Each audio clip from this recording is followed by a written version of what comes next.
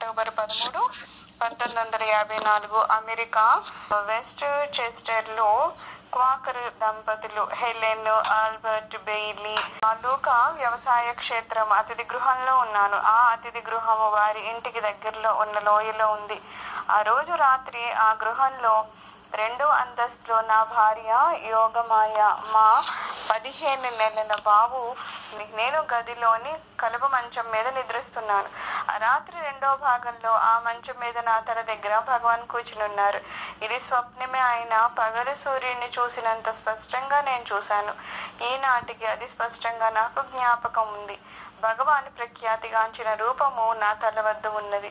కాళ్ళు వ్రేలాడుతున్నాయి. అరుణాచల శివ భగవాన్, శ్రీ రమణ మహర్షి అలా చాలాసేపు నా తల వద్ద నేను వారిని పూర్ణంగా ఆస్వాదించేందుకే అలానే ఉన్నారు. భగవాన్ అలా నా వైపు చూస్తున్నారు. నాలో ఆనందం, పరమానందం నిండిపోయింది. భగవాన్ రూపం నుండి నా కన్నులను తిప్పుకోలేకపోతున్నాను. అలా ఎంతకాలం గడిచిపోయిందో నాకు తెలియదు. కానీ మెలకు వచ్చిన తర్వాత ఇక నిద్రపోలేకపోయాను. అలా మంచం మీదనే కూర్చుని ధ్యానం చేస్తూ ఉండిపోయాను. మరునాడు ఉదయము పగలంతా భగవాను నాకు కల్లో ఇచ్చిన దర్శనం గురించి తలంచుతూ ఉన్నాను. నాకు భగవాన్ యొక్క ఆ మొదటి దర్శనము ఈ రోజుకు నా స్మృతిలో వెలుగుతున్న సూర్యునిలా గాఢంగా, ప్రత్యేకంగా, స్పష్టంగా నిలిచి ఉంది.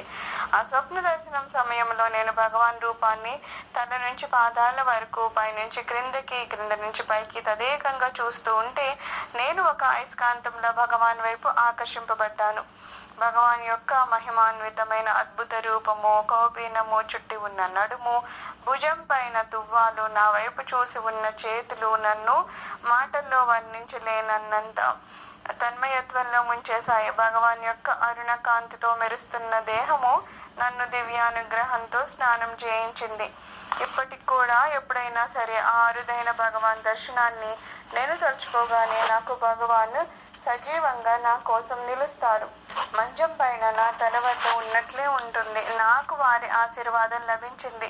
భగవాన్ శ్రీ రమణ మహర్షి దివ్య సాగరంలో ఈ పంచదార బొమ్మను ఆ కళ లీనమై కరిగిపోయినట్లు చేసింది.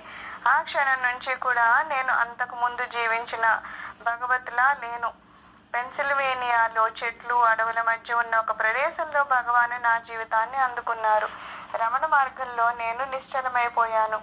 భగవాన్ భౌతిక దేహంతో జీవించి ఉన్నప్పుడు చూడాలని నేను ప్రయత్నం చేసినప్పుడు అది నాకు వీలు పడలేదు. కానీ భగవాన్ దేహాన్ని త్యజించిన తర్వాత భగవాన్ మహాసమాధి చెంది ఇప్పటికీ 4 సంవత్సరాల కంటే పైన అయ్యింది. ఇప్పుడు నేను భగవాన్చే ఆశీర్వదింపబడ్డాను. నన్ను తన భక్తునిగా, శిష్యునిగా చేసుకున్నారు. కాదు, తన సొంత వాణిగా చేసుకున్నారు. జనవరి 6, 1966 సద్గురు దైవము అరుణాచల శివ భగవాన్ శ్రీ రమణ మహర్షి అనుగ్రహము నా జీవితంలో సదా ఉంది. ఆ అనుగ్రహం గురించి నాకు తెలిపి ఉన్నా లేకపోయినా సరే భగవాన్ అనుగ్రహం సదా నా హృదయంలో నిండి ఉండేది. నేను దానిలో మునిగి ఉండేవాడిని. జనవరి 5 బుధవారం 1966 రాత్రి H4 533 ఈస్ట్ 2nd రోలు బ్రూక్లిన్, న్యూయార్క్ లో మా అపార్ట్మెంట్ నివాస గదిలో ఒక అద్భుతమైన సంఘటన జరిగింది. మహాసద్గురువు రమణులు అనంత కరుణతో నా తలపై తన కుడి చేతిని ఉంచి నాకు సాంప్రదాయ ఉపదేశ దీక్షనిచ్చారు. శ్వాసను, శబ్దాన్ని గమనిస్తూ హృదయంపై ధ్యానం చేయమని నాకు ఉపదేశించారు. ఆ బుధవారం రాత్రి భగవాన్ నాకు కలలో దర్శనమిచ్చారు. నివాస గదిలో ఒక సోఫా పైన పండుకొని నేను నిద్రపోతున్నాను. నా తల దక్షిణ వైపుకుంది, కాలు ఉత్తరం వైపుకు చాచి ఉన్నాను. ఆ రోజు రాత్రి మొదటి కలలో దక్షిణం నుండి మౌని సాధు రావడం చూశాను. ఆయన రాసిన డేస్ ఆఫ్ గ్రేట్ పీస్ పుస్తకంలోని అతని ఫోటోలో ఉన్నట్లు అచ్చం అలాగే ఉన్నాడు. అతన్ని చూస్తే వదనంలో ఆనందం లేదు, ఏదో ఆందోళన చెందుతున్నట్లు కనిపించింది. ఇక ఆ దృశ్యం కనుమరుగయ్యింది. అతని రూపం రావడం పోవడం ఒక క్షణంలోనే జరిగిపోయింది. తర్వాత ఏం జరిగిందో నాకు తెలియదు. ఆ రాత్రి తర్వాత భగవాన్ నాకు స్వప్నంలో కనిపించారు. ఎత్తైన భగవాన్ రూపము నా దగ్గరికి వస్తూ ఉంది. నేను తన ఆంచి పడుకున్న సోఫా యొక్క ఆరం రెస్ట్ దగ్గరకు భగవాన్ వచ్చారు. నా తల దగ్గర కూర్చున్నారు. తన కుడి చేతిని నా శిరస్సు పైన ఉంచారు. కొంతసేపు అలానే కూర్చునున్నారు. నా మాతృభాష అయిన హిందీలో భగవాన్ నాకు ఉపదేశం ఇచ్చారు. హృదయంలో నుంచి శబ్దం ఎక్కడ పుడుతుందో గమనించు. ఆ శబ్దం ఎక్కడి నుంచి ఉద్భవిస్తుందో ఆ కేంద్రం పైన ధ్యానించు. ఇప్పటికీ భగవాన్ ఇచ్చిన ఈ ఉపదేశము నా చెవుల్లో హృదయంలో ప్రతిధ్వనిస్తూనే ఉంటుంది. ఆ మహాసద్గురువు నన్ను హృదయంలోనికి చేరుస్తున్నట్లే ఉంటుంది. ఆ రోజు రాత్రి ఎన్ని గంటల సమయము నాకు గుర్తులేదు, కానీ ఇప్పుడు నా కళ్ళ ముందు నా ఎదుట ఉన్నంత స్పష్టంగా ఆ స్వప్నం నాకు జ్ఞాపకం ఉంది. ఆ కళ ఎంతసేపు ఉందో కూడా నాకు తెలియదు, ఎప్పుడు లేచానో కూడా తెలియదు. కానీ నాకు మెలకువ వచ్చిన తర్వాత కూడా నాకు కళలో ఇచ్చిన ఉపదేశం స్పష్టంగా, నిత్య నూతనంగా, తాజాగా ఉంది. సూటిగా వీక్షణము, స్పర్శ, వాక్కు ద్వారా నాకు ఉపదేశ దీక్షను ఆశీర్వదించినందుకు భగవాన్కు ఎన్నో కృతజ్ఞతలు తెలుపుకున్నాను. అత్యంత విశిష్టమైన బుధవారము అక్టోబరు 13, 1954 రాత్రి మొట్టమొదటిసారిగా భగవాన్ శ్రీరమణ మహర్షి నాకు స్వప్న దర్శనాన్ని ఇచ్చిన తర్వాత నాకు ఇదే జీవితంలో అద్భుత మహా సంఘటన. భగవాన్ని కళల్లో ఇంకా ఎన్నో సార్లు దర్శించుకున్నాను. ఒకసారి బీహారు భరౌని జంక్షన్ దగ్గర మా గ్రామం సాహూరిలో భగవాను నాకు కళలో కనిపించారు. మా ఇంటి దగ్గరలో ఒక ఆలయ ప్రాంగణంలో సీతారామ లక్ష్మణ హనుమాన్ను పూజించేవారు. అదే ఆలయంలో ఒక శివలింగం ఉండేది, దానికి మేము ఆరాధన చేసేవాళ్ళం. ఆ రోజుల్లో నేను ఆ శివలింగానికి నీటితో అభిషేకం చేసి అక్కడే కొంత సమయం భగవాన్ని ధ్యానం చేసేవాడిని. ఒక రోజు రాత్రి ఒక కళ వచ్చింది. ఆ కళ భగవాన్ రమణ శివాలయం పైకప్పులో నుంచి దిగి వంచినట్లు చూశాను. భగవాన్ తిన్నగా శివలింగం మీదకు దిగి అందులో లీనమైపోయారు. దీంతో భగవాను శివుడు ఒకరే అనే నా విశ్వాసం బలపడింది. కొన్ని సంవత్సరాల ఈ కళ కూడా నాకు అప్పటి అంత స్పష్టంగా ఉంది. ఈ అద్భుతమైన అనుభవం తాలూకు తేదీ సంవత్సరం నాకు గుర్తులేదు. అది 1959 అయి ఉంటుంది. భగవాన్ రమణులు పరమేశ్వరుడే తప్ప వేరే కాదు అనే సత్య దర్శనము నాకు ఈ స్వప్నం కలిగించింది. గత 12 సంవత్సరాలుగా భగవాను నన్ను మెల్లమెల్లగా స్థిరంగా తన పాదాల చెంతకు లాగుకున్నారు. ఇప్పుడు భగవాన్లో తన్మయమై మునిగి ఉండడం తప్ప ఇంకే కోరిక లేని సమయం వచ్చింది. నేను ఏమైనా కావాలనుకున్న జీవితం నాకు ఏ పని కల్పించినా సరే భగవాన్ పాద పద్మాలు మాత్రమే నా గమ్య లక్ష్యంగా ఉన్నది. భగవాన్ నన్ను తన శిష్యునిగా స్వీకరించారని తెలిపే ఎన్నో సంఘటనలు నా జీవితంలో జరిగాయి. నా మహా సద్గురువును, దైవాన్ని, అనుగ్రహ ప్రసాదకుడిని విధేయుడిగా, విశ్వాసం గల శిష్యునిగా సేవించడం తప్ప నేను ఇంకేమీ చేయలేనని కోరుకోవడం లేదు. భగవాన్ శ్రీరమణ మహర్షి నా జీవితంలోనికి ప్రవేశించి 12 సంవత్సరాలు దాటింది. అప్పటి నుంచి భగవాన్ నన్ను నా చేపట్టుకుని నడిపిస్తున్నారు. ఈ సంవత్సరాలన్నీ కూడా నాకు అన్వేషణ సాధనతో ప్రయాణము అరుణాచల శిఖరం వైపు పురోగమనం జరిగింది. ఈ కాలంలో నాకు ఎక్కడ ఉద్యోగం దొరకలేదు, ఎలాంటి భద్రత లేక వరుసగా ఎన్నో ఆర్థిక కష్టాలను ఎదుర్కోవాల్సి వచ్చింది. ఇలాంటి పరిస్థితుల్లో మేము పూర్తిగా కనిపించకుండా పోయి ఉండేవారము. కానీ అరుణాచల నాథుడు భగవాన్ రమణులు తన అనంత దయతో మాపై తన దివ్యమైన అనుగ్రహాన్ని కురిపిస్తూ సదా ఆశీర్వదిస్తూ ఆర్థిక అభద్రత అనే కాల్చివేసే మంటల నుండి మమ్మల్ని కాపాడేవారు. ఈ మహా తపస్సు ద్వారా భగవాన్ మమ్మల్ని, మా జీవితాలను పునీతం గావించి భవిష్యత్తులో అరుణాచల్ని సేవించడం తప్ప ఇంకేమీ చేయాల్సిన అవసరం లేని స్థితిని మాకు కల్పించారు. నా హృదయంలో సదాకొలు ఉండి నన్ను పరిపూర్ణ తత్వమైన గమ్యం వైపు నడిపిస్తున్న భగవాన్ శ్రీరమణ మహర్షులకు నా అనంత ధన్యవాదాలు, సాష్టాంగ ప్రణామాలు అని చెప్తున్నారు. నెక్స్ట్ దిన్షాజీ పక్షి మహిమలు ప్రతిరోజు జరుగుతూనే ఉంటాయని రాస్తున్నారు. రమణుల మహిమలు ప్రతిరోజు నిత్యము జరుగుతూనే ఉంటాయి, కానీ రమణ భక్తులు వాటిని అందరికీ చెప్పాలని, ప్రచారం చేయాలని అనుకోరు. ఎందుకంటే వారికి రమణ మహిమలు సర్వసాధారణమైనవిగానే గోచరిస్తూ ఉంటాయి, కానీ ప్రత్యేకమైనవిగా గుర్తించరు. రమణాశ్రమ లేఖలు రచయిత్రి సూర్యనాగమ్మ క్యాన్సర్ జబ్బుతో ఇక బ్రతకదు అని నిర్ధారణ చేసిన స్థితిలో ఆమెను రమణులు ఎంత మహిమాన్వితంగా కాపాడారో నేను రాయకుండా ఉండలేకపోతున్నాను. నా భార్య క్యాన్సర్ వ్యాధితో మరణించింది. ప్రారంభం ప్రకారము అంతా జరిగిపోయింది. కానీ ఒక ప్రశ్న నా మనసులో నిత్యం కదులుతూ ఉండేది. ఆమెకు భగవాన్ నయం చేయగలిగేవారా అని, చేయలేరు అని కాదు, చేస్తారా అని. నేను అలా ఎంతో ఎంతో అనుకున్నాను. మానసికంగా భగవాన్ అడుగుతూనే ఉన్నాను, కానీ నేను ఎప్పుడూ కలలో కూడా ఊహించలేదు. నా ప్రశ్నలకు సమాధానం మాటలతో కాదు, స్వయంగా నా సొంత కనుల ముందు జరిగిన అనుభవం ద్వారా వస్తుందని భగవాన్ ఇలా జవాబు ఇచ్చి ఉండకపోతే నాలోని సందేహము నా తుది శ్వాస వరకు నాలో వేధిస్తూనే ఉండేది. ఆ అనుభవం ఇలా జరిగింది. భగవాన్కు పరమ భక్తుడైన బొంబాయిలో ఉండే సోమసుందరము ఒకరోజు నా ఆఫీసుకు వచ్చి నాతో పదండి మనం పోయి సూర్యనాగమును కలుద్దామన్నారు. నా బంధువు పెరినిగిస్టాకు క్యాన్సర్ వ్యాధిని దలైలామాకు వ్యక్తిగత వైద్యుడు డాక్టరు దొండేర్ నయం చేశాడని సోమసుందరం నుంచి తెలుసుకొని ఆమె అతన్ని నా వద్దకు పంపించిందని అప్పుడు నాకు తట్టలేదు. ఆమె ఒక బంధువు ఇంట్లో ఉంటున్న రిజర్వ్ బ్యాంకు క్వార్టర్స్ కు మేము వెళ్ళాము. ఆమె చాలా దీనావస్థలో ఉంది. మాతో మాట్లాడడానికి ఆమె ఎంతో కష్టంగా పాక్కుంటూనే వచ్చింది. ఆమె నాతో దయచేసి నన్ను ధర్మశాలకు దలైలామా ఉండే స్థానానికి తీసుకొని వెళ్ళి నాకు నయం చేయించండి అంది. తనలో ఎంతో బలమైన కోరిక భగవాన్ యొక్క సమగ్ర జీవిత చరిత్రను తెలుగులో వ్రాయాలనేది ఇంకా నెరవేరలేదు. అందుకోసము తనకి ఇంకా జీవించి ఉండాలని ఉందని ఆమె నాకు వివరించింది. నా ఈ పరిస్థితుల్లో నేను ఆ పని ఎలా చేయగలను అని అడిగింది. ఇప్పుడు నేను ఎక్కడికి వెళ్ళలేని పరిస్థితుల్లో ఉన్నాను. నన్ను క్షమించవలసిందిగా కోరుతూ అక్కడి నుంచి నిష్క్రమించాను. నాకు ఆరోగ్యం క్షీణిస్తూ ఉంటే నేను మద్రాసు నుంచి కారులో రమణాశ్రమానికి వెళ్ళాను. జిగట విరోచనాల జబ్బుతో నా పరిస్థితి చాలా హీనంగా ఉంది. నా కారు డ్రైవరు తిరువన్నామలై ఊరి వాడే కావడం అనుకోకుండా అతను వచ్చేశాడు.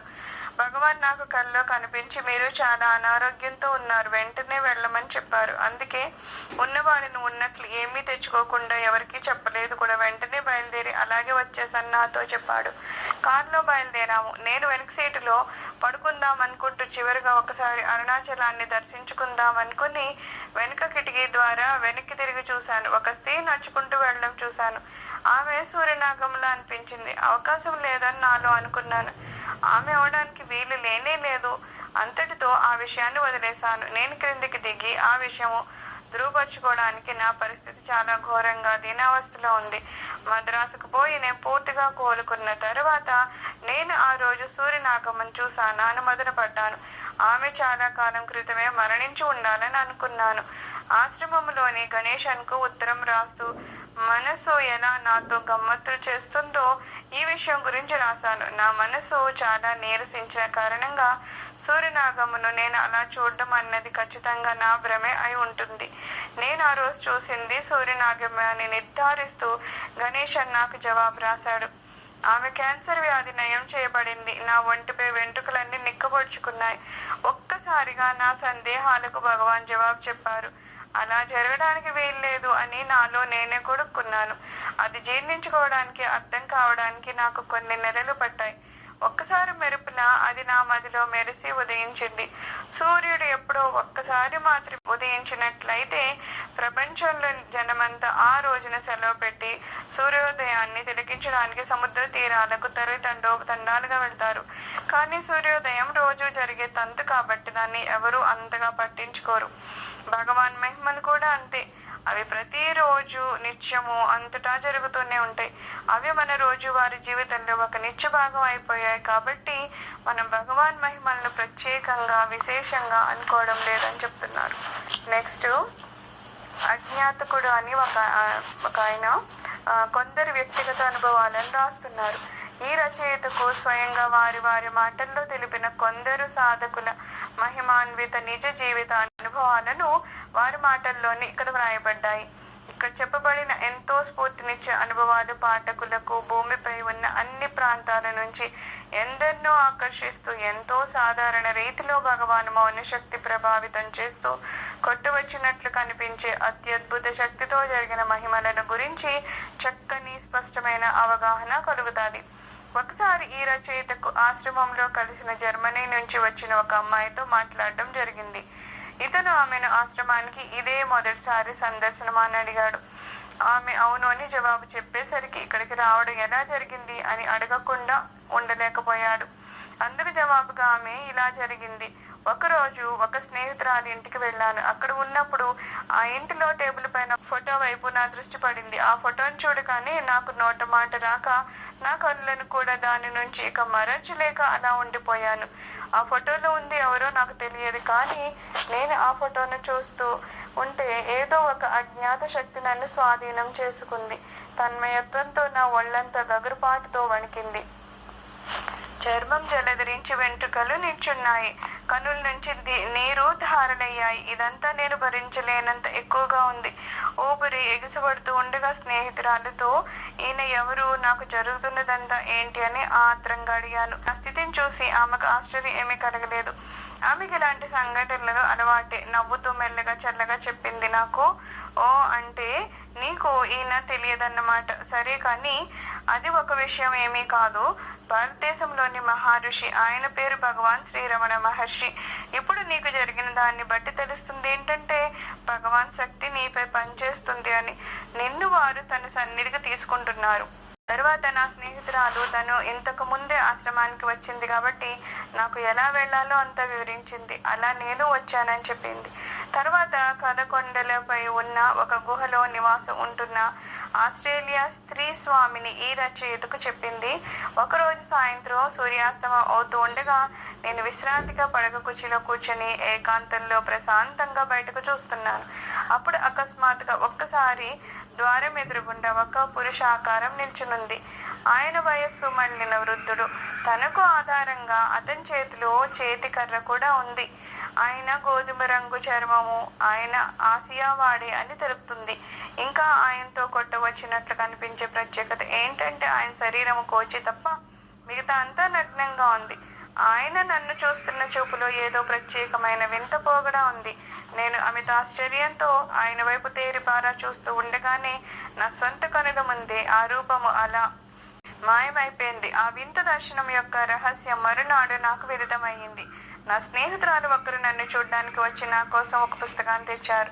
ఆ పుస్తకాన్ని తెచ్చేసరికి నాకు పిడుగుపాట్లా అయ్యింది.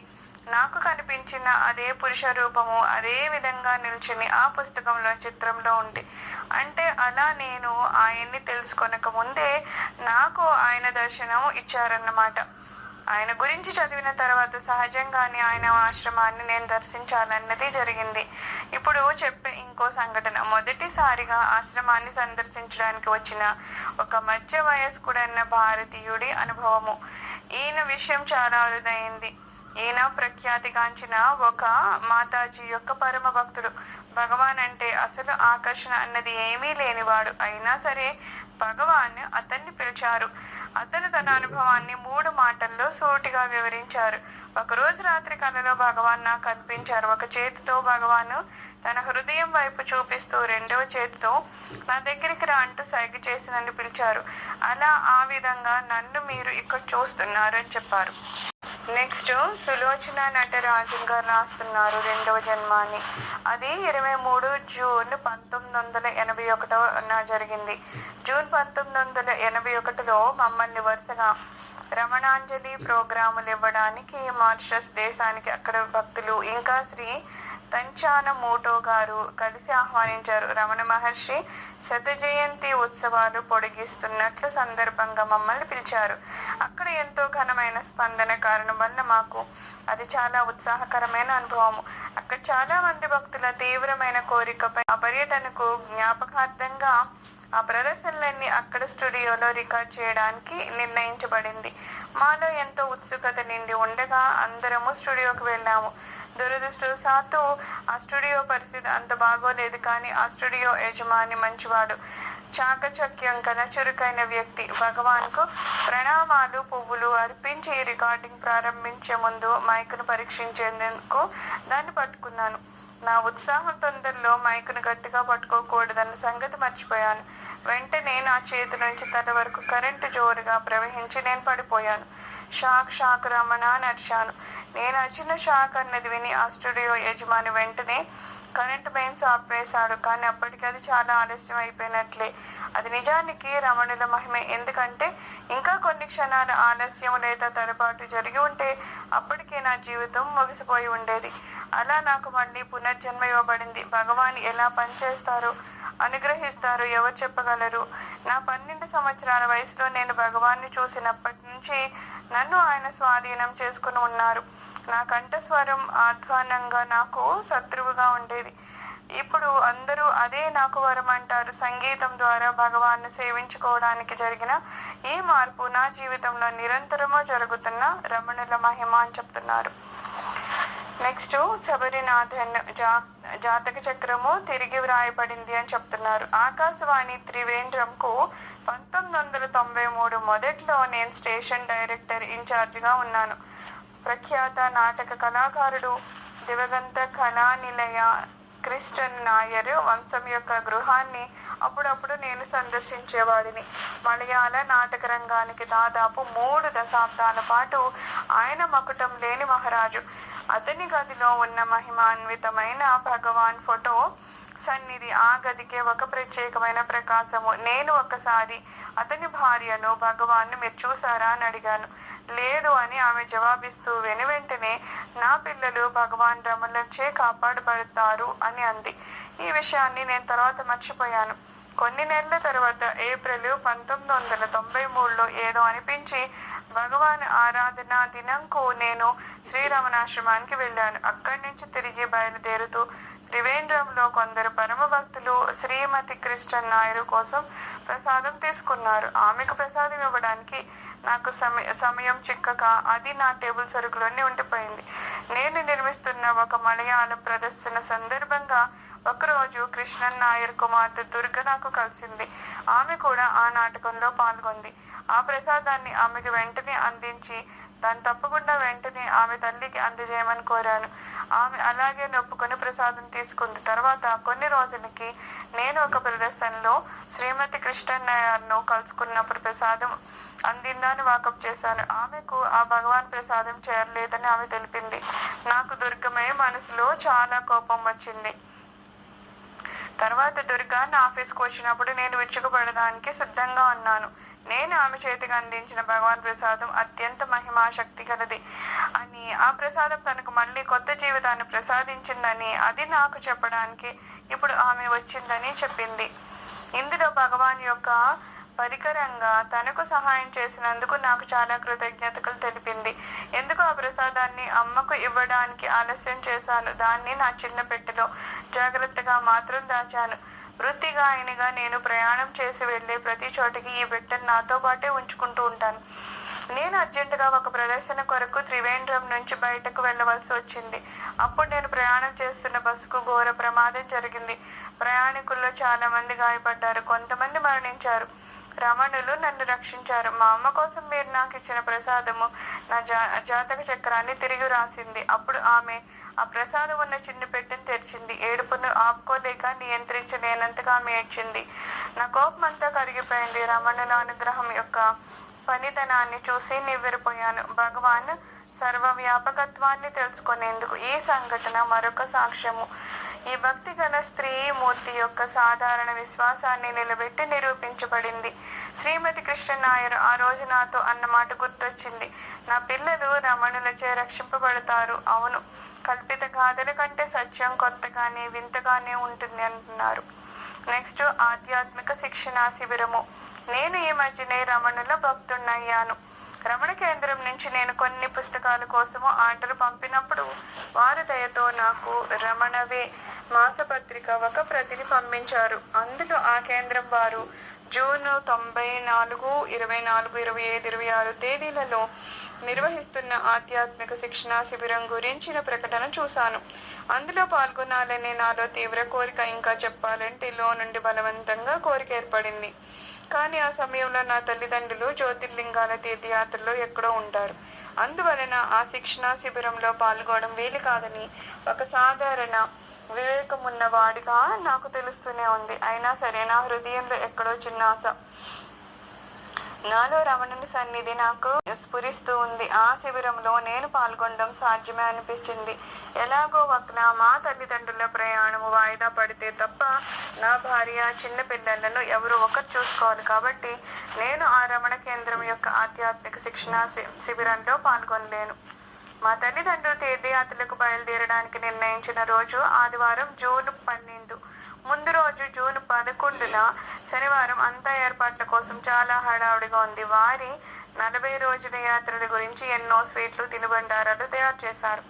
నాకు ఈ పరిస్థితి పూర్తిగా నిరాశగానే ఉంది మరి. కానీ లోపల నాకు ఏదో ఘనమైన మహిమ జరుగుతుందని, బెంగళూరు పోవడానికి నాకు అవకాశం కలుగుతుందని అంతర ప్రశాంతత నెలకొని ఉంది. ఓ చూడండి, అది జరిగింది. ఆ రోజు రాత్రి 11 గంటలకి ఆ యాత్ర నిర్వాహక సంస్థ నుండి సందేశం ఒకటి వచ్చింది. ఆ యాత్ర వాయిదా వేయబడిందని, మళ్ళీ 19వ తేదీన బయలుదేరవలెనని ఆ కబురు.